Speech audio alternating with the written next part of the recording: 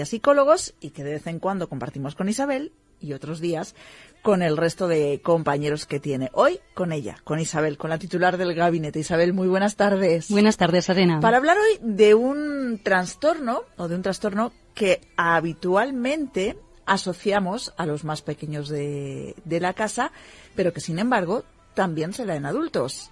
El TDAH, esto es trastorno de déficit de atención. Con hiperactividad. Con hiperactividad, o sea, la ruleta rizada, ¿no? Con nombre y apellidos, sí. Con nombre y apellidos. ¿Existen adultos? Sí, por supuesto. Ten en cuenta que el TDAH es una condición biológica. Una condición biológica con lo que se nace y permanece durante toda la vida. Lo que ocurre es que si hay entre un 5 y un 7% de menores diagnosticados, alrededor del 50%, solo el 50%, lo mantienen como trastorno durante la vida adulta. Esto significa que uno, o bien porque ha recibido tratamiento a temprana edad, o bien porque ha adquirido por otros medios las estrategias necesarias para manejar ese trastorno, digamos que se le cae la T. Mantiene la condición, pero no supone un trastorno en su vida cotidiana. Pero claro, estamos hablando de entre un 3 y un 5% en adultos. Sigue siendo mucha gente. Sí. Sigue siendo mucha gente que en la mayoría entiendo que desconocerá que está en esa situación porque el TDAH es una cosa relativamente reciente, ¿no? O por lo menos a oídos del gran público es una patología, un trastorno moderno, entre comillas. Claro, está de moda ahora diagnosticar y todos los niños nerviositos, movidos y que son niños, parece que sean niños hiperactivos. No, son niños, la mayoría, solo ese 5 o 7% padecen realmente un trastorno, pero efectivamente antes no se diagnosticaba tanto, con lo cual hay muchas personas que llegan a la vida adulta arrastrando una serie de problemas y no son conscientes de que tienen este diagnóstico, ¿no? Entonces, a consulta muchas veces vienen adultos con ansiedad, con depresión, con adicciones, con muy baja autoestima, porque padecieron en la infancia y adolescencia o incluso mantienen en la vida adulta los síntomas característicos de este trastorno. Pero no vienen porque estén diagnosticados y quieran tratarse eso. Hay veces que incluso son los familiares, las parejas, quienes vienen sufriendo las consecuencias y a raíz de eso se diagnostica. También ocurre que cuando, como hemos dicho que es genético, esto tiene, bastante componente hereditario. Sí. Entonces, muchas veces traen al niño, se le diagnostica y cuando empiezas a explicarle a los papás, pero si yo he sido toda la vida igual. Anda. Y ya se dan cuenta que eso pues era lo mismo que les pasaba o que les sigue pasando en la actualidad. Qué curioso, o sea que se comparte, ¿no? De padres hiperactivos, hijos hiperactivos. No, es una broma, ¿eh? Pero bueno, si lleva un componente genético, puede pasar. Sí, aproximadamente la mitad de los hijos. Puede pasar. Bueno, pues vamos a centrarnos en los niños o de los niños ya hablaremos en otro jueves, si quieren, en otra ocasión, porque los protagonistas somos los mayores. ¿Cuándo tenemos que empezar a pensar o de qué manera podemos marcar esos síntomas o esas señales que nos digan que podemos tener trastorno de déficit de atención e hiperactividad? Bueno, vamos a ir hacia la infancia porque, como hemos dicho, tiene un componente biológico. Esto no es algo que yo de repente a mis 35 años empiezo a notarme, no. Esto me viene pasando toda la vida. Pasa que no me he dado cuenta, ¿no? O no he identificado que era por eso. No les pasa nada que no les pase al resto de los adultos. Todos hemos perdido unas llaves, todos hemos llegado tarde a una cita o se nos ha olvidado algo importante. Pero al adulto con TDAH esto le ocurre más. Ajá. Esto le ocurre mucho más de lo normal, digamos. Y, claro, supone un grave perjuicio, por eso se llama trastorno, en su funcionamiento cotidiano. De los que, por ejemplo, tiene que apuntárselo todo para que no se le olvide, ¿no? Bueno, pero entonces pierde el sitio donde los ha apuntado, la agenda, o se le olvida apuntarlo, se le olvida mirarlo. Y no tiene Alzheimer. No. Que eso que también podría pesar a alguien. Bueno, pues tiene un problema con la... No, es un trastorno, directamente. Vale. Sí, vamos a los 3 síntomas esenciales, luego hay muchos más. Sí. Tenemos el componente de hiperactividad, el de movimiento excesivo e innecesario para la situación, ¿no? Que no lo requiere. Son esos niños que se mueven constantemente en la silla, tamborilean los dedos, etcétera. Y cuando llegan a la vida adulta, este movimiento ya no es tan molesto para los demás, no es tan exagerado, pero sigue habiendo mucha hiperactividad cognitiva, muchos pensamientos y cierto movimiento, aunque sea socialmente socialmente más aceptable. Ajá, Son los que mueven la piernecita por debajo de la mesa. ¡Uy! Esos. O sea, que eso no es un tic. No, puede ser un tic, no. pero puede tener otras muchas cosas, ¿no? O el que está, no sé, cocinando y moviendo las piernas o moviendo el cuerpo con el... Tienen una sensación... Deja el bailoteo, esa es la frase. Sí. Tiene una sensación de agitación interior, de intranquilidad, como que les sobra esa energía. Vale. Primera llamada.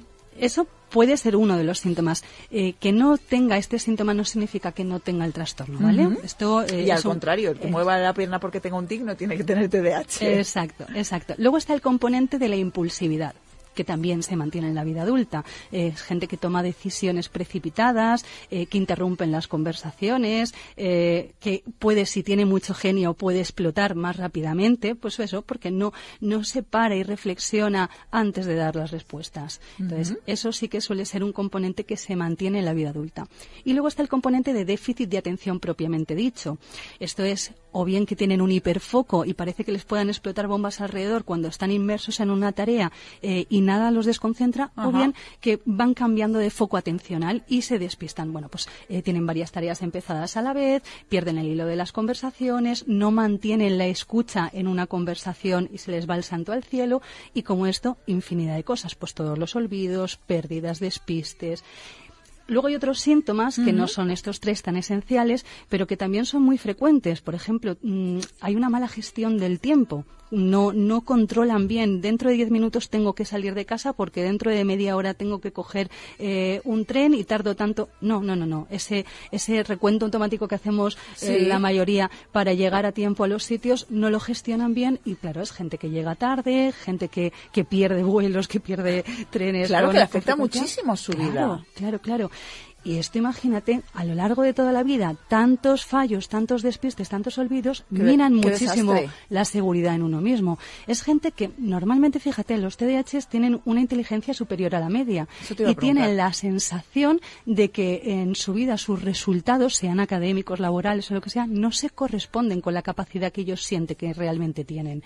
Y no saben qué es lo que está fallando. Bueno, pues esto es lo que está fallando, que hay este problema de fondo. ¿Vale? Qué curioso que sean personas tan inteligentes y no sean capaces de darse cuenta que tienen un problema, que hay algo que no... No pueden ver que tienen un problema, pero no saben identificar qué es, ¿no? Porque siempre se oye del TDAH de los niños, pero no de los adultos, y es muy frecuente, ¿eh? Es gente que además, pues eso, como no tiene control de los impulsos, pues puede acabar metida en adicciones, en consumos compulsivos, sea de comida, de drogas o de uso de las nuevas tecnologías. Es gente que pierde mucho tiempo. Si a todos nos pasa que cuando estamos delante del ordenador o tenemos el móvil, vamos pasando de una cosa a otra y nos enzarzamos y perdemos el hilo y el fin del que nos habíamos metido, bueno, pues a ellos les pasa muchísimo más. Es gente que además procrastina, como no tiene el autocontrol por esa impulsividad, va dejando las tareas para el último momento y presentan los proyectos tarde, se les acumula la faena y sufren mucho estrés por entonces esto. Se agobian porque no lo han hecho a tiempo. Al final es un poco la pescadilla que se muerde la cola, y el problema es el TDAH, pero el problema es todo lo que viene después, ¿no? Claro, porque incluso... Es casi el camino a una patología mayor. Efectivamente, incluso en gente que ya no tiene tanta sintomatología propia del TDAH, después de haber pasado una infancia y adolescencia recibiendo críticas y recriminaciones, cometiendo errores, fracaso escolar, etcétera, las secuelas de todas esas cosas que les han pasado, bueno, pues ya casi son peores que los propios síntomas del TDAH. Entonces, trabajamos mucho con la autoestima, con la depresión que arrastran estas personas cuando llegan a consulta. Madre mía.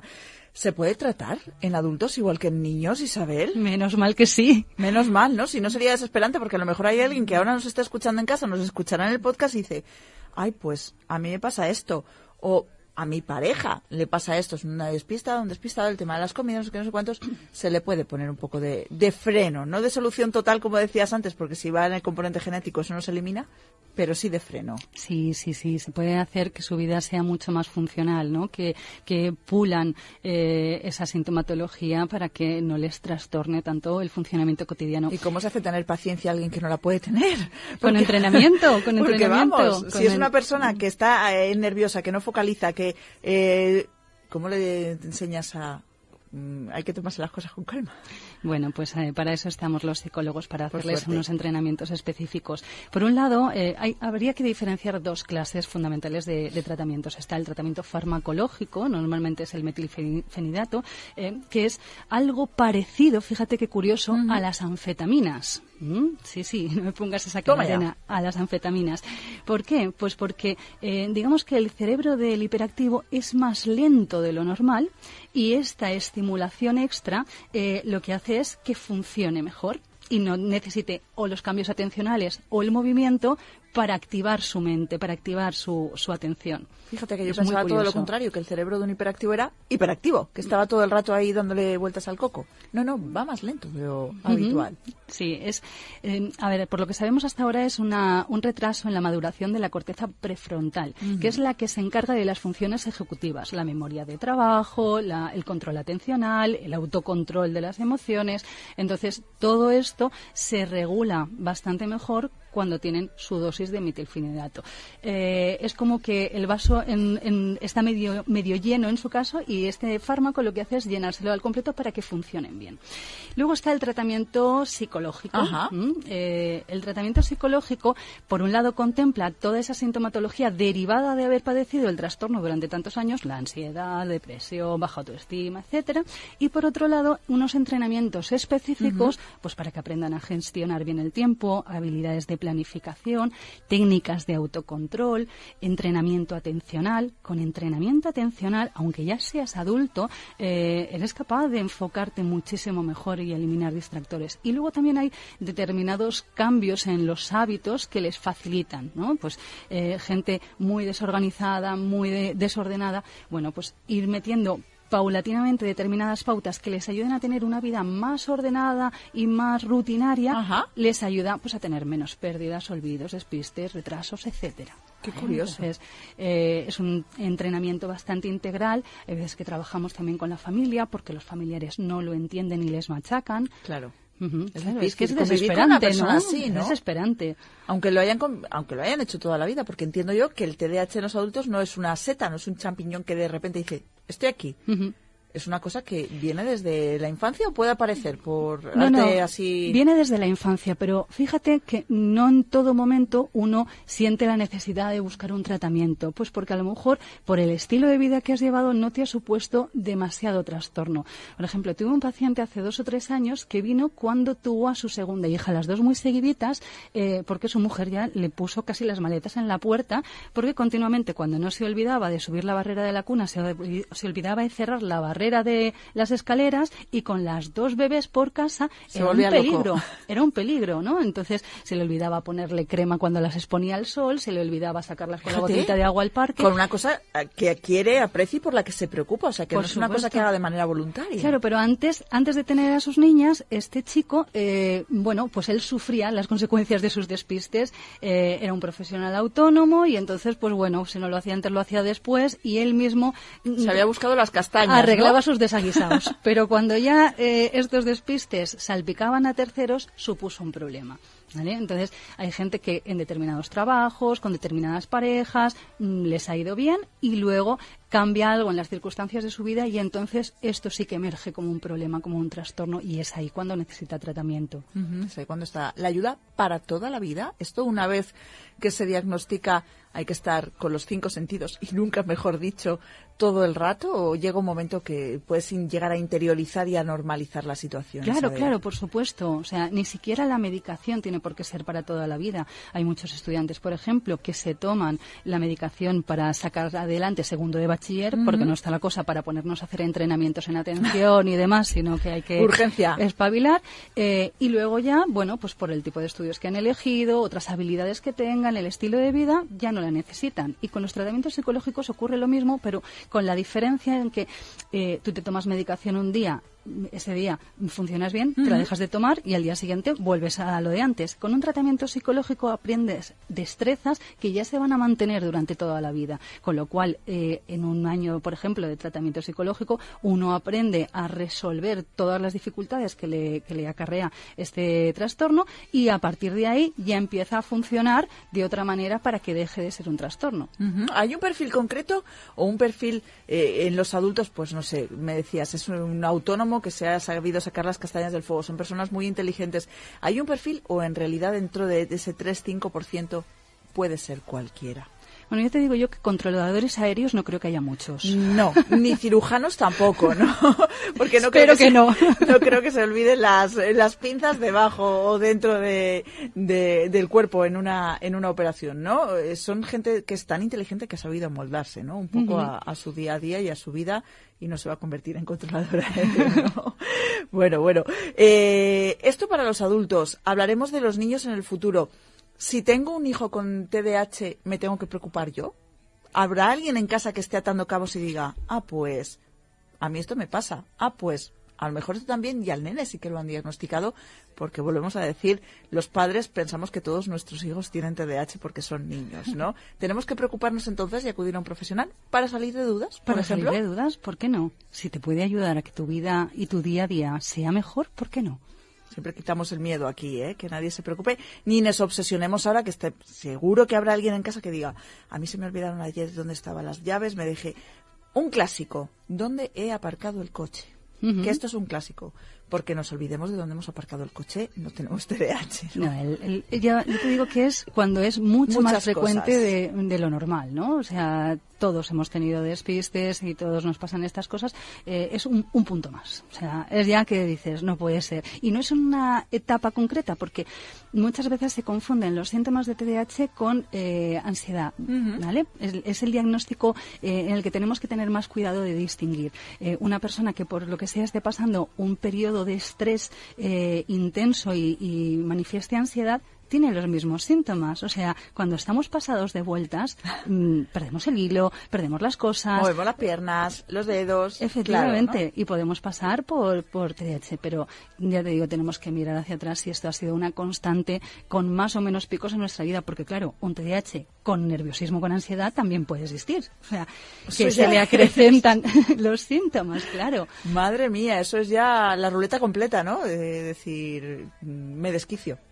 Me desquicio. Bueno, pues para no llegar a eso, para poder solucionar las cosas antes, si nos están escuchando, acudan a los profesionales, que a veces pensamos que hay patologías que son únicamente de los peques de la casa y bueno, pues como ven, ese componente genético hace que permanezca en el tiempo y que si no hemos sabido gestionarlo, pues nos siga afectando al día a día, aunque entiendo yo que si hay un adulto con TDAH se habrá dado cuenta de que hay algo que no está bien, ¿no?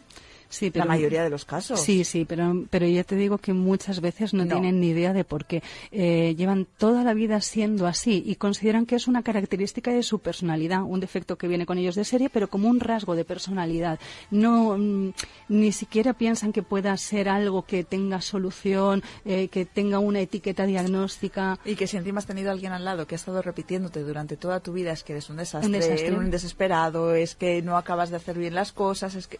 pues al final nos lo creemos. Y ya hemos dicho aquí muchas veces que eso nunca hay que hacerlo. Lo de castigar así en la cabeza, nunca.